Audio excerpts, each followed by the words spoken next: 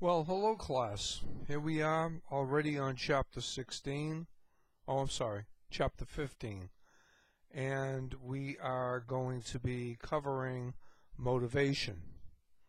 Here's where we're going to be going into Maslow's hierarchy of needs, and we're going to talk about ERG theory, all that great stuff about some of the theorists that really made a difference in the world of organizational behavior and tied that in with the skill sets of individuals in the workforce.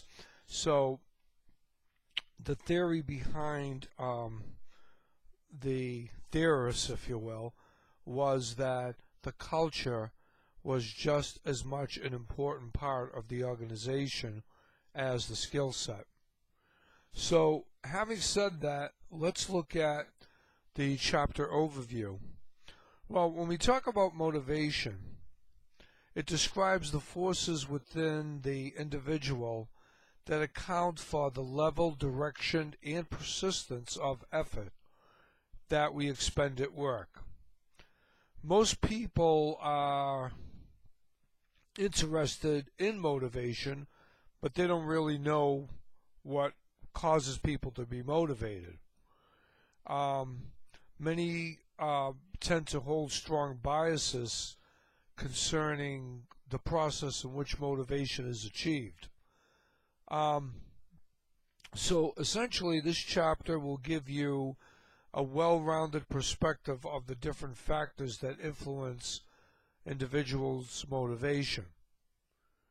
So we're going to start the chapter by kind of describing and examining in detail the major theories of work motivation, as I mentioned earlier, and we're going to be looking at Abraham Maslow's hierarchy of needs theory. We're going to be looking at Alderfer's ERG theory, Hertzberg's two-factor theory, McClelland's acquired needs theory, and we're going to be looking at cognitive-based theories of motivation, and we're going to look at equity theory, expectancy theory, goal-setting theory, and self-efficacy theory.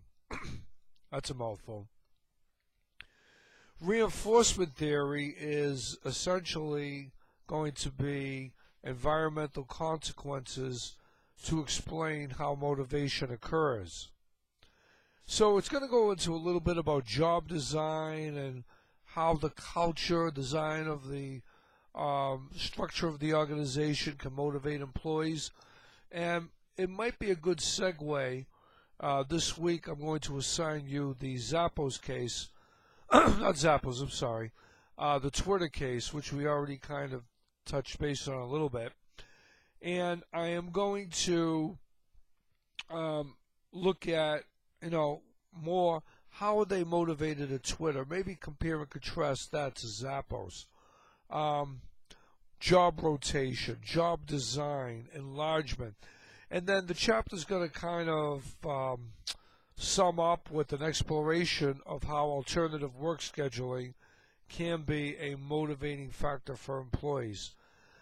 There are different ways that we can make a lot of work seem like home, replicate that so we don't have to worry about what's going on at home, so we can take the stress off of our jobs and put the focus on the job needs. So that's where we're kind of going with this. What do we want? What are some of the learning outcomes? Well, obviously, we're going to be interested in knowing what defines motivation and the needs of motivation, and then going to Maslow's, and I've talked about this before, higher order and lower order needs. We're going to contrast Maslow's hierarchy with ERG theory. We're going to talk about hygiene factors, Hertzberg's two-factor theory, McClelland's needs for achievement, affiliation, and power. Why are some people motivated and other people not motivated? We're going to go into Vroom's expectancy theory and talk about self-efficacy. Anyway, that's kind of like an overview of everything we're going to cover for this coming week. So that's it. That's the overview. Now go into reading, listening, and viewing for some of the videos that will accompany this chapter and the assignment of the Twitter case, which we already talked about Twitter a little bit. Okay? Have a good weekend.